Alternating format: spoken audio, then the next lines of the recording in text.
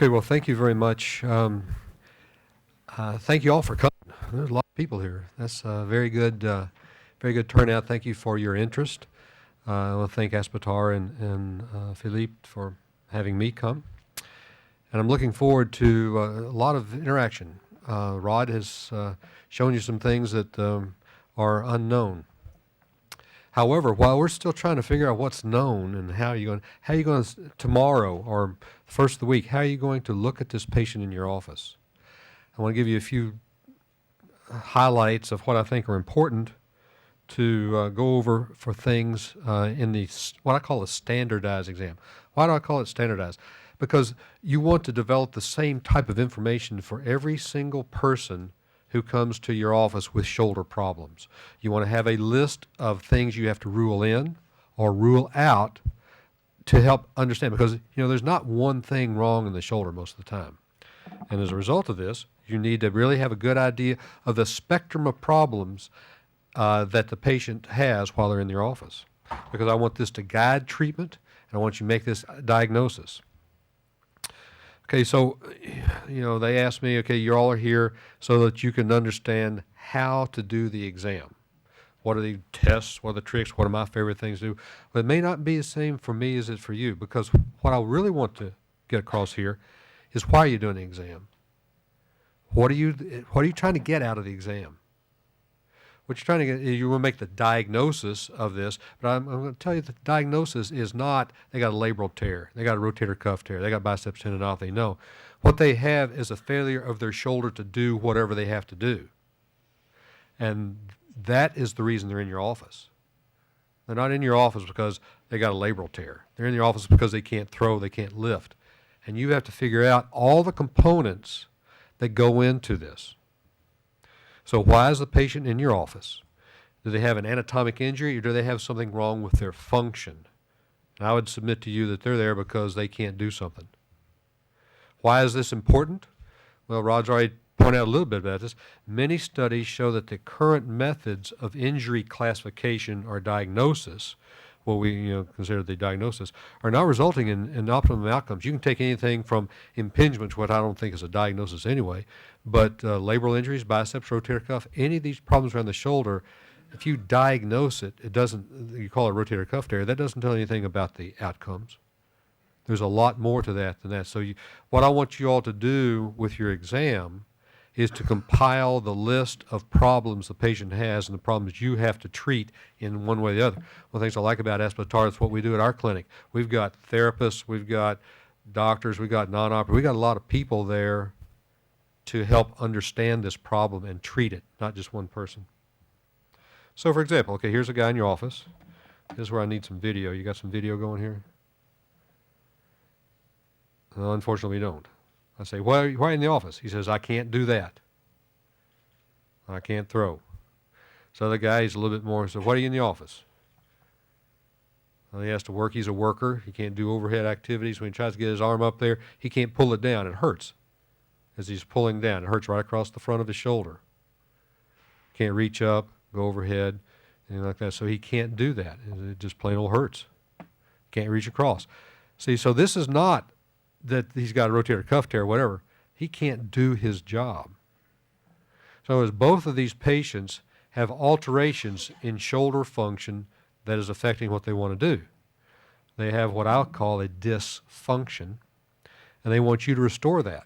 Now, a lot in the United States, a lot of things we're doing now is looking at these outcomes, subjective patient scores or whatever, and they are based on how well the patient feels they can use their arm. So it's not fixing the anatomy, it's how well can they do this activity that we are looking at outcomes.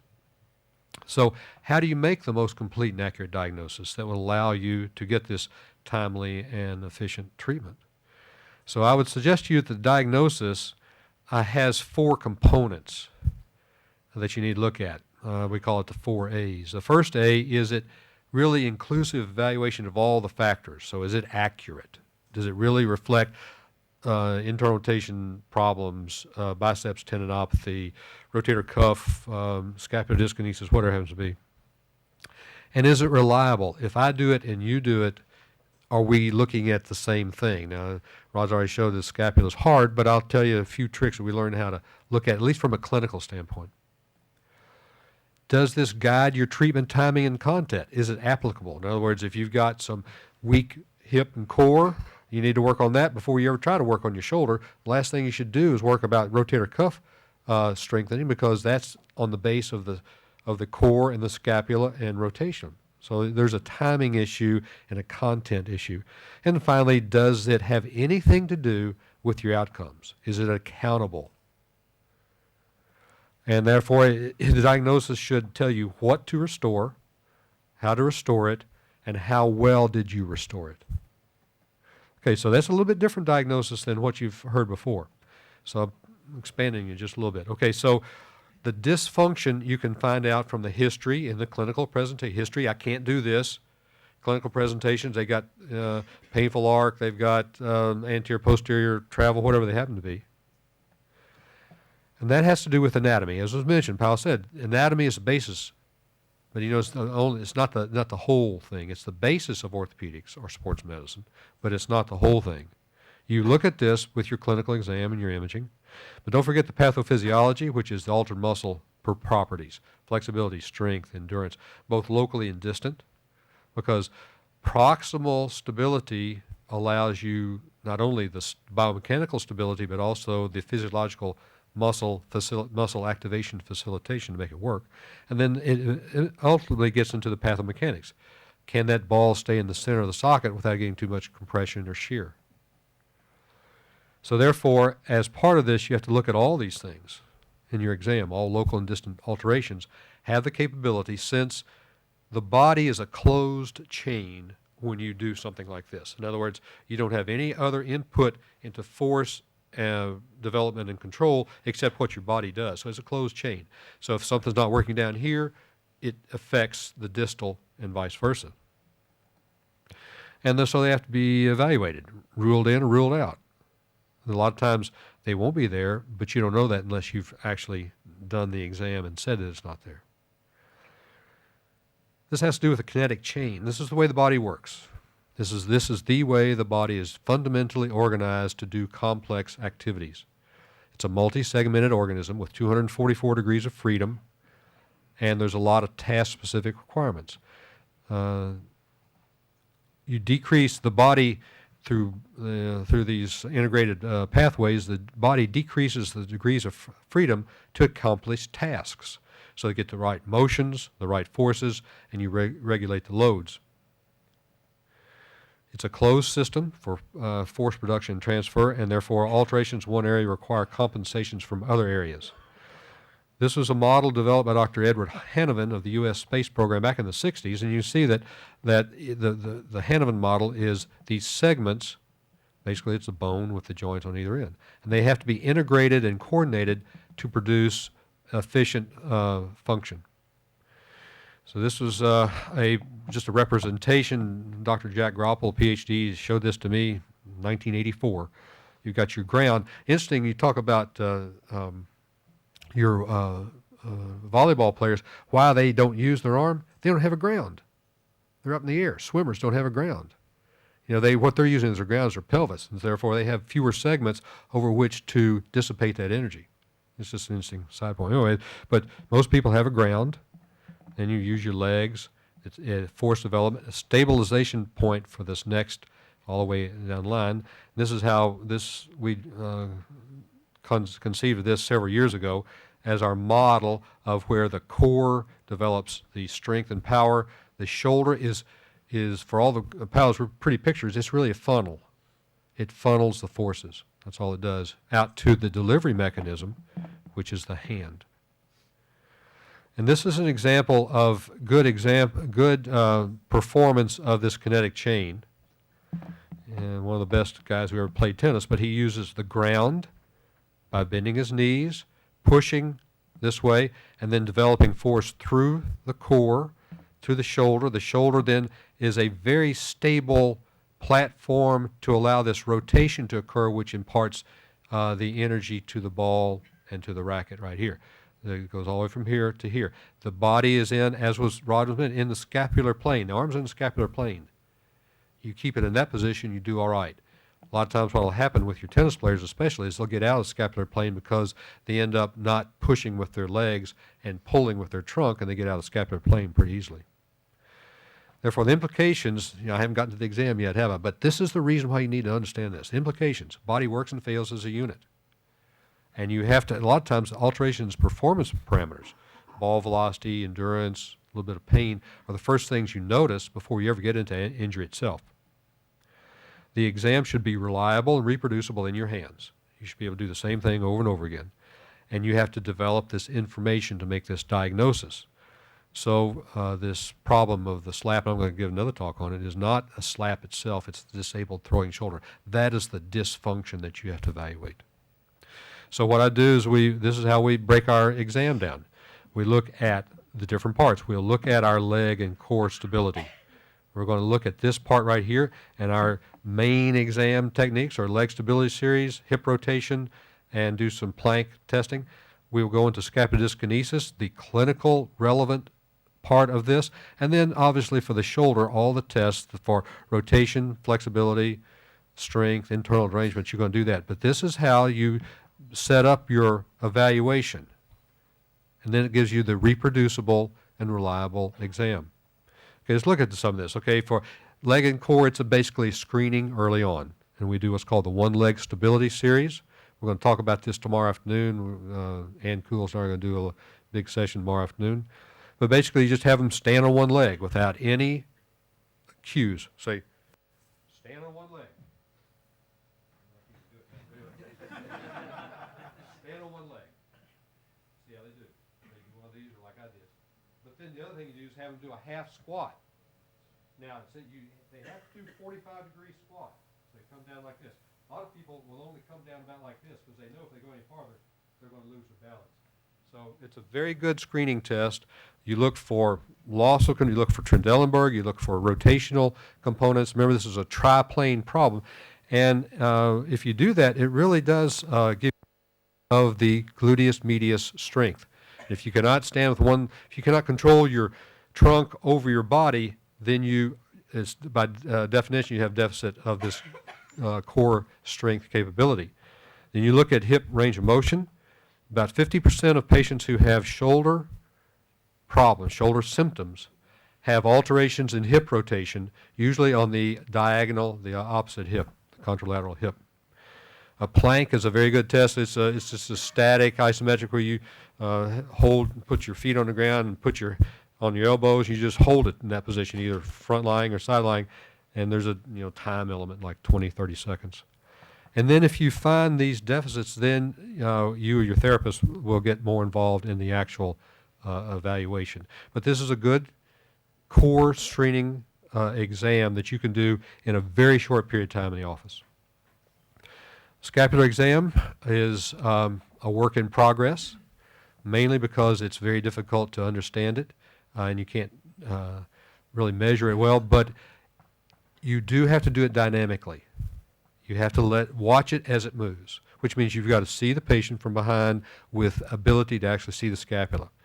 At this point in time, we do have a clinically useful method of determining that the scapula is not moving in the position that we feel is the most biomechanically stable.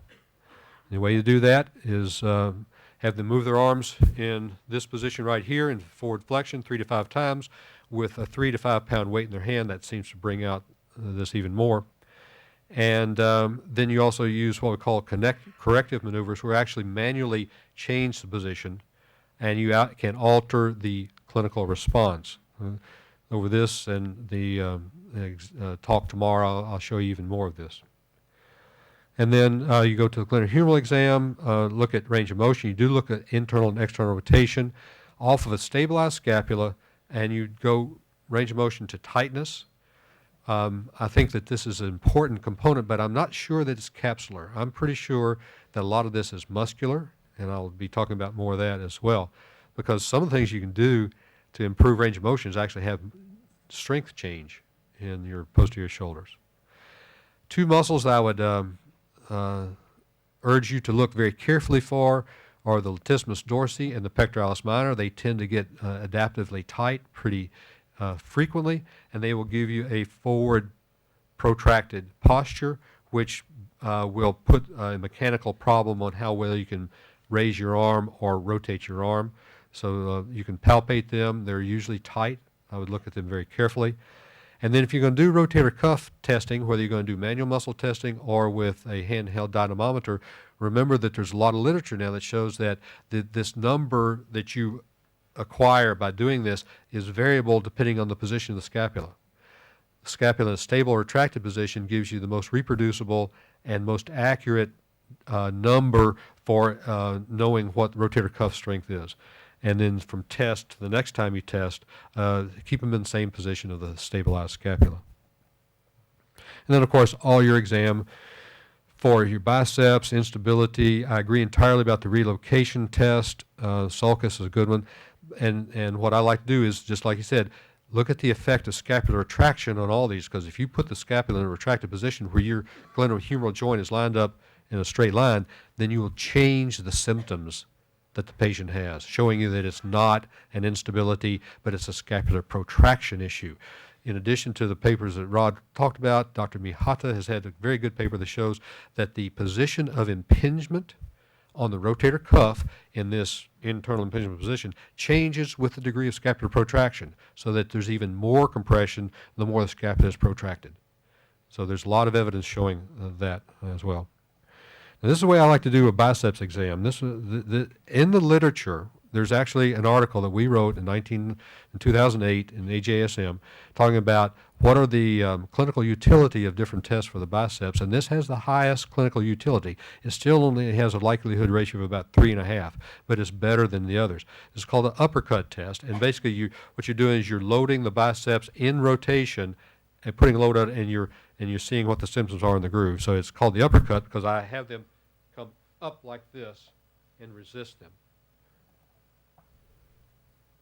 So I ask them to push up, you hold it right there, and they will hurt right across the front, right in your biceps.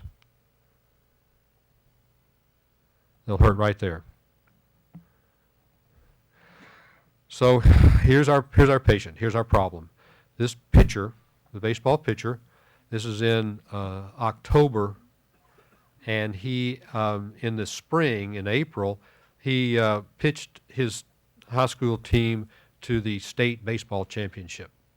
So he comes to college, he's in college now, and he can't throw the ball. He has pain and soreness. So let's look at his exam here and see what we see here. First of all, what do you see about his scapula? Even you can see it now, whether that's, what is that, Rod? Is that bad or good? All right. We say it's bad. He says, now, where does it hurt when you do this? You see the resting position is one of anterior tilt. If he brings his arm up, he has a painful arc. He hurts on the front of the shoulder. Oh, he's got impingement. Well, once again, impigement's not a diagnosis as far as I'm concerned. You see, on the way down, he loses eccentric control of the scapula, which means it's protracted. He brings it up. If you notice, see how he's tilting over this way, has alteration. You can even see that through here. Now, what does that mean in terms of number of degrees? I don't know, but you can see right there. You see how it's not working well. And we ask him where it hurts. Does it hurt out here? No, it hurts right here. Okay, so we say, we're pretty good. He's got impingement symptoms, but it's coming because his scapular muscles are weak and sore. But if you watch him, his Trendelenburg's there, not too bad. A little bit of Trendelenburg there. Right side, he's a right-hand pitcher, so that's his stable leg. Does pretty well right there.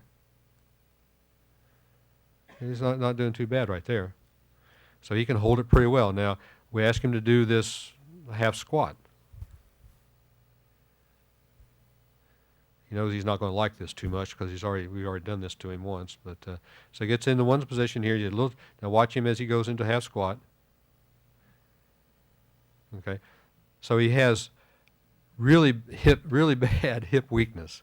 Turns out he worked in a job all summer where he had to bend and flex and rotate all summer, and he ended up with some hip and back pain. The reason he has pain in his shoulder is because his hips are weak. So this guy gets a core stability program, scapular retraction program. He ends up pitching a no-hitter in that year's, very good. So once again, the diagnosis is let the body show and tell you this group of symptoms, that will allow you then to treat this. And then you can demonstrate the possible symptom changes with correction. I'll show you on my scapular exam tomorrow. So what the body would like to tell you what's wrong. Unfortunately, this is not going to show it. Is there any video? I mean, is there any audio on this? Can you run audio of this? Turn it up a little bit.